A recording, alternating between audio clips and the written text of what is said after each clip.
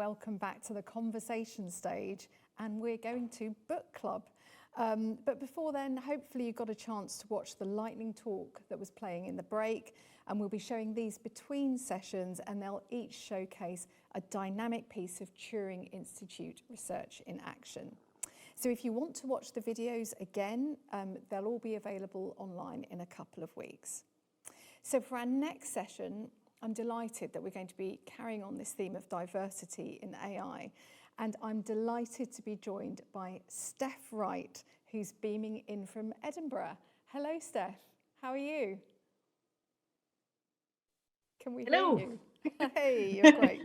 Good morning. And Steph is head of Scottish AI Alliance Support Circle, and it's a role that's helping Scotland to deliver on its strategy to develop and use AI that is trustworthy, ethical, and inclusive. And I loved that point from Dame Wendy Hall, the legendary Wendy Hall earlier. If it's not diverse, it's not ethical. So I'm sure that's something that you would agree with, Steph. So Steph has a very diverse background herself. In academia, she's been involved in astrophysics and genomics, and she's also had experience in film and TV and dance in the arts and the third sector. And over the next 40 minutes or so, we're going to explore diversity from two distinct angles.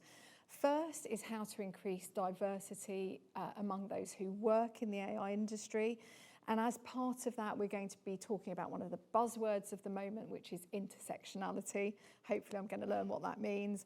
And second, we'll move on to later, how do we get diversity into the data so that algorithms are built on data sets that are representative of everyone, not just a narrow pool of people. So, but of course, this is book club. So Steph, tell us what you've been reading about recently. Yes, hello. Well, I've actually been reading quite a few things, but I think one thing that's probably the most recent book I finished. It's not brand new, but it's called Rotopia, and it's written by Emily Chang, and it's essentially about the kind of bro culture in Silicon Valley. And it's just one of those books where you read through it, and I think we chat on email. Some of it is just like, oh my God, but at the same time not surprising. So yeah, no, I highly recommend the book. But it's at the end of a whole series of books I've been reading recently around diversity issues and bias, etc. And it's kind of really I guess ignited a thing in me about wanting to find out more, wanting to do more to help the sector be better. It all started with Caroline Criado Perez's Invisible Women a few years ago. And then I've kind of gone through various other books, such as Mother Invention, End of Bias, most recently Rotopia, currently reading Atlas of AI too. But yeah, in terms of the diversity issue, diversity and inclusion in the tech sector and AI, yeah, no, it's all been very eye-opening and yeah, no, absolutely. Yeah, so I mean, I think you've read Rotopia recently, haven't you, Anjana? Well, this is Rotopia. Yeah, there we go. And I mean, it's extraordinary because it highlights things that most of us don't really know about. And I'd not read details of, for example, the sex parties in Silicon Valley, which are just insane. And you can see why women don't feel very welcome in the industry in many ways. But what about other kinds of diversity? I mean, we're talking about ethnic minorities, we're talking about gender, inclusivity, disabled people. How is the industry doing on those kind of metrics? Well, in preparation for this, I was trying to find some detailed stats around it. And the most common stats are really around gender diversity. There's some stats around, BAME people in the tech sector. I can quote some from the Tech UK report about diversity in the tech sector that was released last year. I don't think the statistics involve Scotland, unfortunately, but it's England and Wales. And so, considering 50% of workers in the labor market are women, in tech, that's half that at 26%. Which is crazy. And then, although tech is, a higher proportion of people in tech compared to other labor markets are from BAME backgrounds, it's still low compared to the percentage of BAME people in the UK population. These stats will probably be slightly tweaked in Scotland because ethnic diversity in Scotland isn't as prominent as it is in the rest of the UK. I believe 96% of the Scottish population is white. I think that's a whole other conversation there. But yeah, in terms of people with disabilities, etc., it all crosses into what you mentioned earlier about intersectionality, and that buzzword. I believe it was actually coined in 1989, but it's only in the last few years that it's become more of a thing that people recognize, a concept that people heard about. And, to be honest, I didn't really know about it till last year. But yeah, essentially, just to touch on what you're saying, what does intersectionality mean? And the kind of, it started off as a kind of academic theory, but it rings so true. And essentially, it's kind of about the ways in which systems of inequality based on gender, race, ethnicity, sexual orientation, gender identity, disability, class, and other forms of discrimination and oppression, they all intersect and overlap to create kind of unique dynamics and effects, i.e. everyone's experience of oppression and discrimination could be considered unique. An example, that can kind of illustrate that is, if a Muslim woman wearing a hijab is being discriminated against, you can't break that down into dissociating her being a woman from her Muslim identity, and isolate what is causing the discrimination. And in Rotopia itself, you can think about the example of Ellen Pao, who brought a gender discrimination suit against Kleiner Perkin, which are a big VC firm in Silicon Valley, and then she was later CEO of Reddit for a wee while. Yeah, you can't, break that down as to whether the discrimination she experienced was solely because she was a woman or solely because she was of what Americans would say Asian background, but a Chinese background. And so that's how, intersectionality kind of, what it kind of means. And essentially that they all like mutually reinforce each other, and they kind of can't be analyzed in isolation. And it kind of goes towards, systemic biases that if you tackle one tiny bit of it because you're isolating it, you're not actually looking at the whole picture and probably not dealing with the issue. And that's touched upon in the book I mentioned as well, End of Bias by Jessica Nordell, which essentially is this journey through bias throughout history, that there's a lot of socio-political, historical structure and kind of reasoning and background to bias. And just doing some EDI training and stuff doesn't tackle that. But anyway, I'm going off on a tangent. No, that's great. But it sounds like a really overwhelming issue and challenge in a way, but there must be organisations and people doing things well, not just treating diversity as a tick box issue. Can you think of any examples where, or good practice where people are making genuine efforts, and what do those efforts look like? I think, you can kind of touch upon that. Sometimes companies make efforts where they say that, their approaches, their recruitment and stuff is all like gender neutral. But actually in practice, by not acknowledging difference, not acknowledging diversity, you are actually enhancing the inequality there. That, it's kind of, it's like saying people are colorblind, but that's not something you really should be teaching your kids, because you should be teaching them that there are differences, but differences are okay. It's not that, oh yeah, everyone's the same, because ultimately people aren't. And you need to appreciate the differences. I mean, the whole area around EDI in organizational culture and hiring, etc. It's something that people have been trying to tackle. And I'm not sure anyone has entirely cracked it. There are lots of organizations, and third sector organizations, charities, and big corporates that are making concerted efforts. For example, there's a lot of work right now around neurodiversity in tech sector. In Scotland, there's some companies that specifically deal with that. So there's an organization called Autocon, which helps people with neurodiverse conditions to work in tech. And obviously you have a lot of, gender gender specific kind of a gender positive organizations trying to get more women and girls into tech and STEM in general, and then there's a lot of it. A lot of what I have come across tend to be third sector or volunteer organizations, and I think maybe we all just need to do more and do better. And a lot of companies sometimes stop at just gender diversity. It's like, oh, that's great, 50% of our team are women. It's all cool, but it's diversity doesn't stop at male, female. There's many other kind of potentially discriminatory kind of disadvantage in unequal kind of characteristics that people have. And but yeah, yeah, sorry, once again rambling.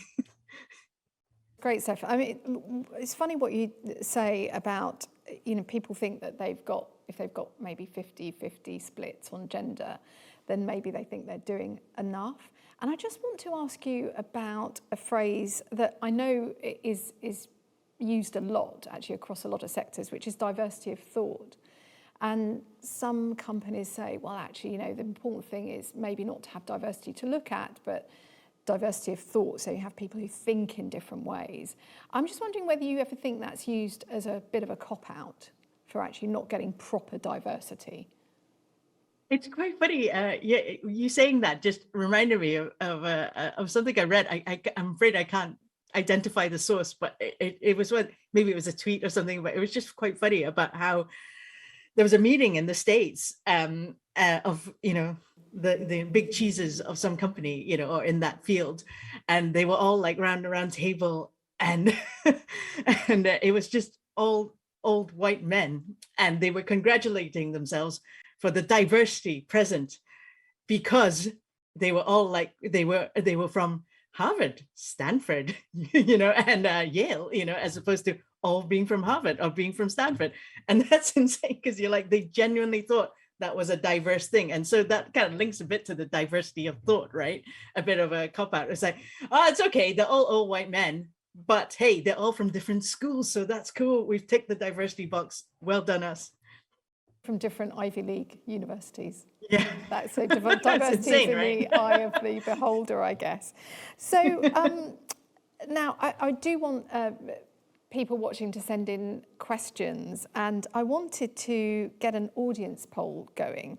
So my question to the audience is, what concrete actions really work, do you think, when it comes to getting a diverse workforce in AI?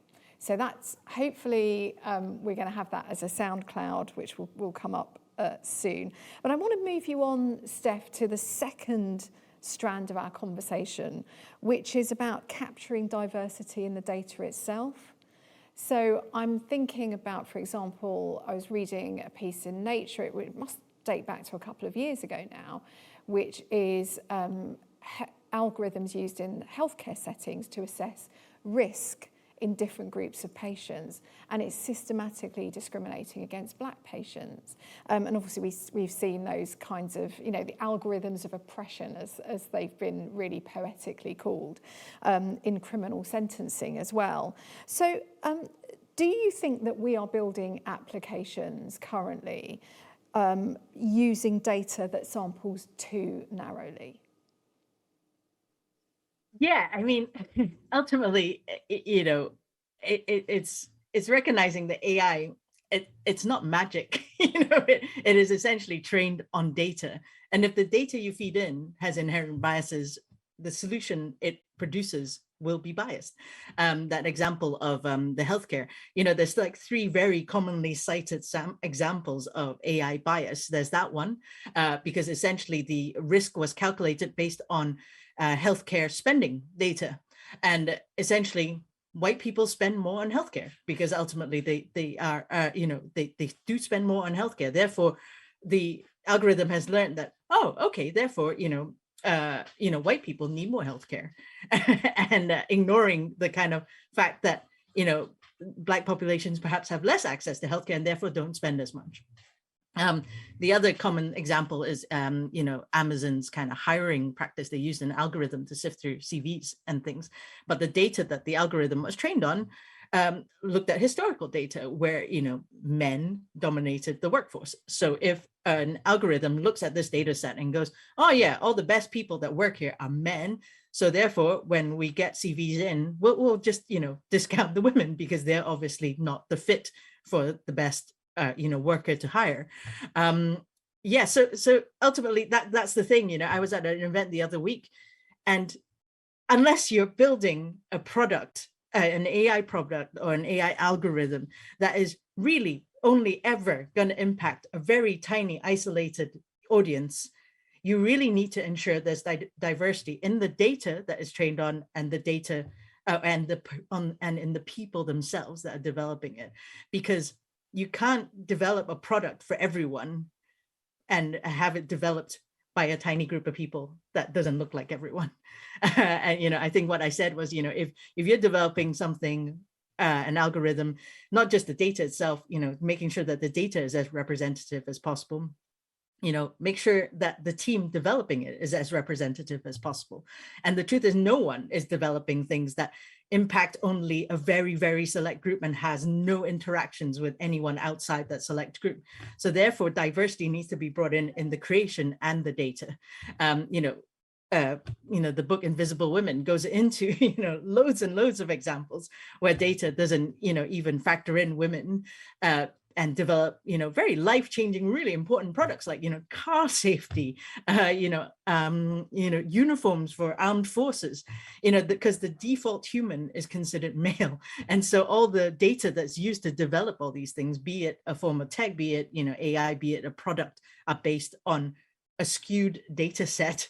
And therefore the end result only helps the data set that, the group that is represented by the data that's been fed into it. Do you think, Steph, that if the industry gets the first strand right, which is recruiting a more diverse workforce and a pool of people to draw on, do you think that will automatically mean that the data becomes more diverse too? I'm not sure it's automatic, but it perhaps, brings in a checkpoint that, people kind of going, but have you thought about this? And because ultimately everyone's lived experience is valuable and different. One of the examples in the books was, the creation of Twitter.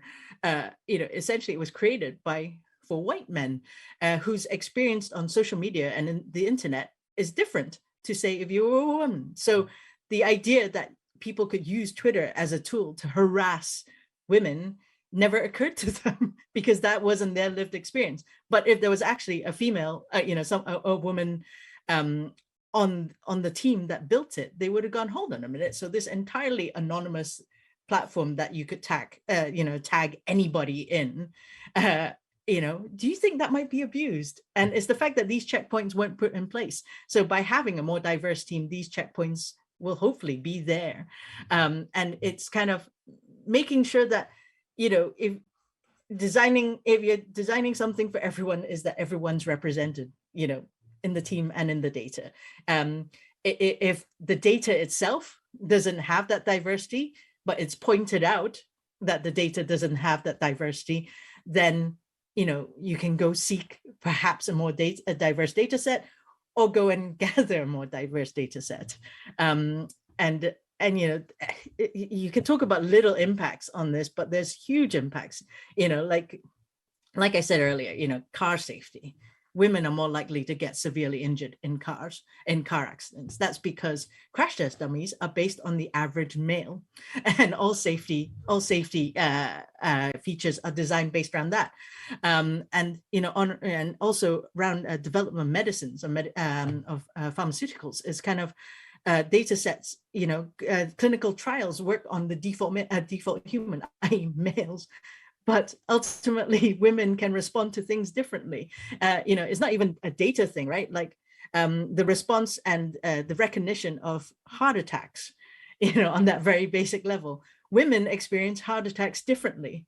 And, but it is taught that all the symptoms to look out for to indicate a heart attack applies to men, and all these things, you know, maybe as an isolated incident, you're like, oh yeah, maybe that's just an issue, they'll fix that, right?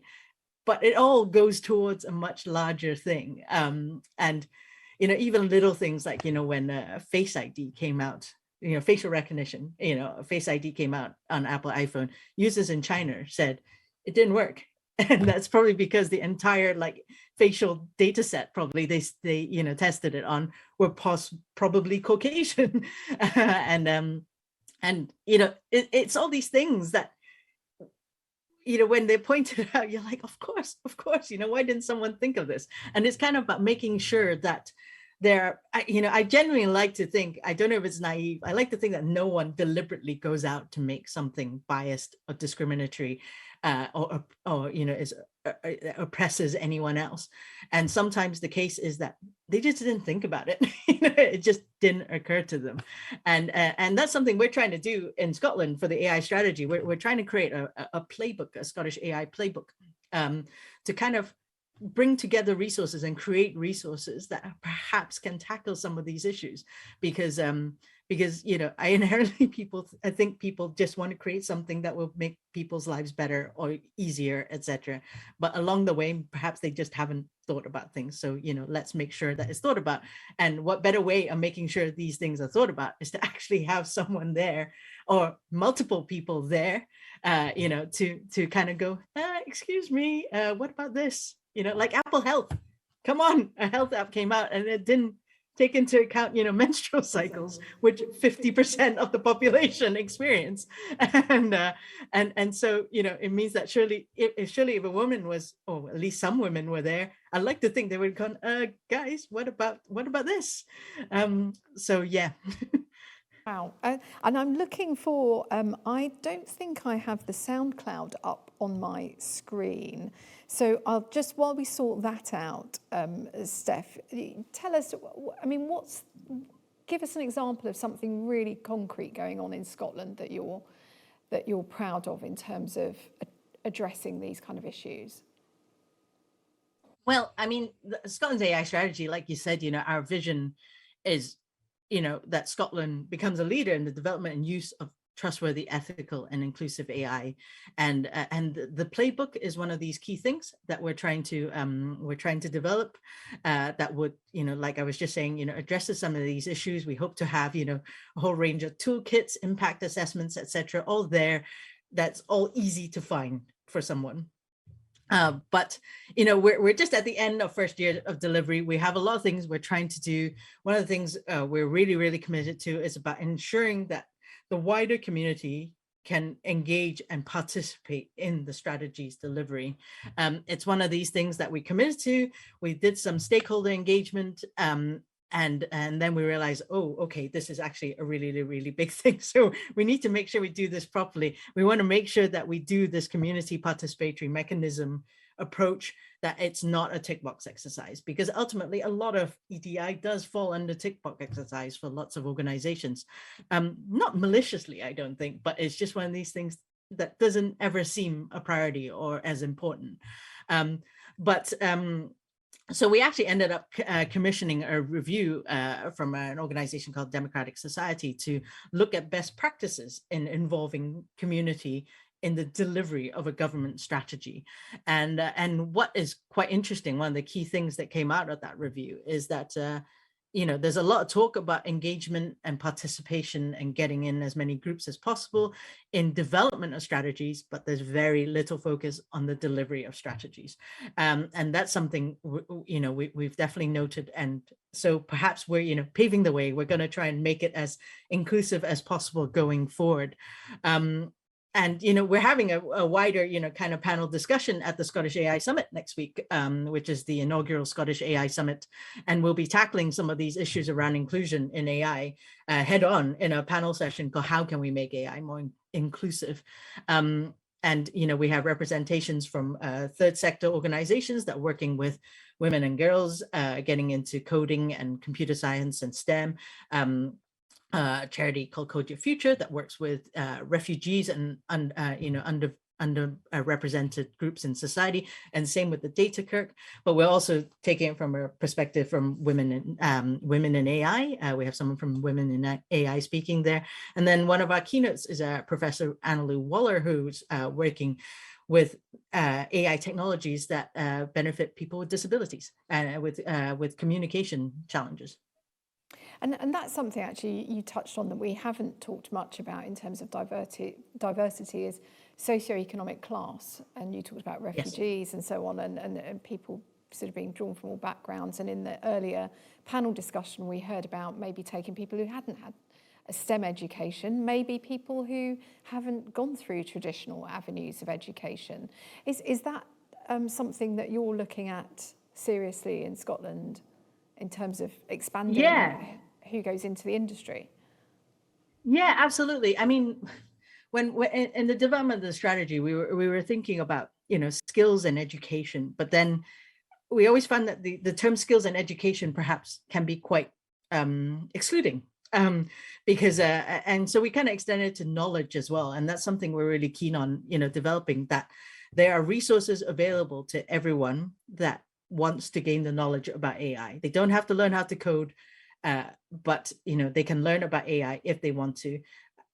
Sometimes, in terms of some of these initiatives around education and skills, it's very top down. It's very we will educate you on this stuff because you don't know about it. We do. We're going to tell you about it because it will make things better for you. And there's obviously some situations where that is an appropriate thing, but it can come across as something quite condescending. So what we're trying to do is, in our engagement, that it's around how it impacts people, like how it impacts people's everyday lives. We are developing a kind of online course around demystifying AI as well, because when we did some stakeholder engagement, there's a lot of myth busting that really needs to be done around AI, and debunking myths, demystifying the concept, the fear of AI, and it's kind of like really trying to address with people what AI is at a high level. Don't have to go into exactly how you do NLP or machine learning or deep learning, but then also talking about how it actually impacts specific scenarios in people's lives. That's what we tried to do in the engagement when we developed the strategy. We had quite a big community engagement kind of strand when we developed the strategy, and it kind of circled around, centered around specific themes such as future of work, healthcare, education. So it's kind of like taking that kind of scenario-based approach is what we're actively trying to do moving forward. And as part of the review that I talked about, one of the things is, one of the approaches suggested is that it can't all just be top down. Some of it needs to be bottom up, and that you have people setting the agenda as well about what they want to talk about, because what we think might be important working in the sector might not be what people in the community that aren't in the sector want to talk about or have concerns about. So it's making sure that it's a two-way process, I think. Which is dominated by the word education, by the way. We've got words such as biases, inequality, lessons. I noticed mentorship came up as well, and the word decolonize, which obviously is another buzzword at the moment. I mean, decolonizing, people feel it's a very sensitive topic, isn't it, this? And I wonder, and particularly if we want to combine it with the idea of people perhaps that are not at the top, instead of going top down on this, maybe pushing bottom up for change. Do you think that you have to be kind of prepared to be difficult to get change done? Because we've been waiting a long time, haven't we? We've been talking about diversity in lots of things, lots of sectors, not just AI, in my own sector as well, in journalism, in media. That we talk a lot about it, but actually sometimes things stay the same. Do we have to get difficult? This is a really interesting question, right? Because ultimately, in an ideal world, you shouldn't have to be difficult, right? We shouldn't have to have these conversations about diversity in AI, diversity in tech. We shouldn't have to, because in an ideal utopian world, it's not an issue. and then if you have to be difficult, then you kind of perpetuate some of the stereotypes that actually act as barriers, right? There's, the kind of common memes that go around is that, for women, they appear bossy, but if men display the same behavior, they're considered displaying leadership qualities, and stuff like that. So if you end up having to be difficult, having to, make, I guess, like you said, be difficult, then that falls into the stereotypes that stops you from progressing further. I mean, Rotopia was quite interesting because they were kind of talking about the myth of like meritocracy, which is a really prevalent attitude in Silicon Valley, that if you just work hard, and well, in America in general, the American dream, etc., if you just work hard enough, you'll succeed. And that kind of attitude ignores the fact that there are barriers and obstacles for the non-dominant group that actually prevents them from succeeding. And there's lots of systemic biases at play that actually prevent people from achieving and being successful. So and then the other thing is around the pipeline problem, right? That people always talk about, there aren't enough women, there aren't enough female or BAME AI scientists to hire. That's why we don't have any. And and once again, that's assuming that there are no obstacles that people from that are female, that have neurodiverse conditions, that have from a different racial background, etc., that there aren't kind of systematic kind of barriers in place that stop them. So if it's kind of seen that women, when women challenge the status quo, they're considered difficult, then they get passed over for promotions, they get passed over for opportunities. And I don't have an answer. I think ultimately it's all just a bit messed up, and we really need to do better. But there are many people far more qualified than me that are working on this problem. But I think it needs to be, in the last few years, I've noticed, it's being spoken about in a much, much more open way, kind of but I'm not sure if things are changing. I don't know. What do you think? Are things changing?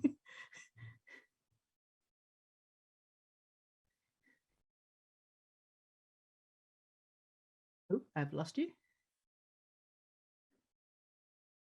Oh, I can't hear you. I think it's been quite sort of disheartening, I think, to see the very slow rate of progress. But can you hear me, Steph? Are we I can now, connected? yes. Yes, you disappeared marvelous. for a sec. Yeah, I mean, progress has been slow in my profession too. And I want to also talk about mentorship. I mean, because if, as you say, with the pipeline issue, it means that mentors, senior women or senior people of colour, become even more important in encouraging the people coming up behind them. I mean, is that something that people need to get more serious about? Do people have time in the industry to mentor? Do we need to make time? Well, it's not just mentorship, it's visibility, isn't it? That old saying of you can't be what you can't see, and the kind of all-pervading a view of what the tech sector is, AI, data, the tech sector in general, is young white men. So if you were, a girl growing up, no, young white men from specific schools, right? Like, from specific universities, colleges, etc. So if you were, say, a young girl of an ethnic minority growing up on a council estate, that's not an option to you, right? because you're like, oh, well, who do I see? What do people like me who look like me do? And when the people who do these jobs don't look like you therefore, put into your head is, oh, well, maybe that work isn't for me. And so the whole visibility of all the female, ethnically diverse, neurodiverse, gender diverse, LGBTQ, everything we need to push it more, I think. We need to make a better effort. And it's something I personally have, since reading all these books, going, oh my God, I need to do more. I feel like I need to do more, because, but it shouldn't just be us, right? It shouldn't just be those who fall in these categories, because it can't just be the oppressed, the marginalized, the disenfranchised that has to enact the change. There needs to be an infrastructure there to help them do it. And it's one of these things, right? Sometimes, I'm sure you're the same, and lots of people coming here will have the same experience. You're invited onto a panel for an event or something, and you're just like, I'm just there because the rest of them are men, right? And things like that. And sometimes you're like, yeah, I don't really want to do that. I don't want to be the token diverse participant. But at the same time, I'm shifting that thinking, going, yes, I will be the diverse participant. I will be the one to make sure that, it doesn't end up being a manel, kind of thing. So Steph, we have talked a lot about what, marginalised groups should do to try and get into AI and so on. But what would your advice be to someone who isn't in that marginalised groups, how do they make themselves better allies for diversity? What's your tips? Well, it's like I said at an event a few weeks ago, and I touched on earlier, if you're working in a team developing a tech product, and your team that is developing it, if you look around and go, oh, everyone looks like me, challenge that, right? You don't just accept it going, okay, cool, that's fine. Challenge it. If there are no women in your team, if there are no people, from different backgrounds, socioeconomic, all the characteristics, if there isn't, instead of a token single person, obviously we make sure that there's never a token diversity pick on a team. It needs to make sure that if you are the majority, i.e. if you are the white male developer, coder, machine learning scientist, whatever, and the team that is around you all look like you, kind of point that out, try and ask, why is that the case? And make sure that those people that, put this team together have that check in their head, kind of that, that is, it doesn't just go, unnoticed. It's noticed, but it doesn't get mentioned, kind of like, oh, well, I guess that must have been all the people available. Ask, why isn't there someone else here? That's great, Steph. And that's a really great note to end. So it's be aware. Be conscious. Be aware. Be active. Aware, be conscious. That's fantastic. Thank you so much. We're going to stop it there. We're running out of time. Well, we've run out of time. It's been fantastic to talk to you. And now, thank you for explaining intersectionality to me. We're now taking a short break, and we're going to be back in 15 minutes for another panel discussion, and you'll get the inside track on what it takes to be an AI superstar. So see you back at the conversation stage at 12. Thanks, Steph.